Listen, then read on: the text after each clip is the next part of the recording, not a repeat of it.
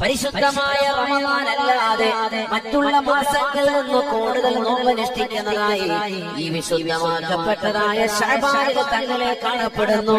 എന്താണ് കാരണം റസൂലേ? എന്താണ് വിശേഷം എന്ന് പറയണേ ഹബീബേ.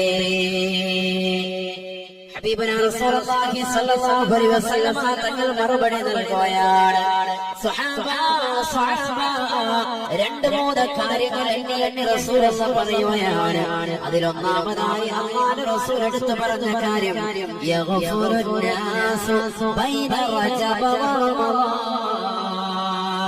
പരിശുദ്ധമാക്കപ്പെട്ടതായ റജബ് അത് പവിത്രമായ മാസമാണ് എന്ന് ഖുർആനിൽ അല്ലാഹു സുബ്ഹാനഹു വ തആല വ്യക്തമാക്കിയതാണ്. ആ റജബിന്റെയും പരിശുദ്ധമാക്കപ്പെട്ട റമളാനിന്റെയും ഇടയിലുള്ളതായ ഈ മാസത്തെ ശഅബാൻ എന്ന മാസത്തെ പലരും അശ്രദ്ധ വെക്കാറുള്ള സഹാബ. അശ്രദ്ധയുടെ മാസമായി ജനങ്ങൾ എണ്ണുന്ന മാസമാണ്.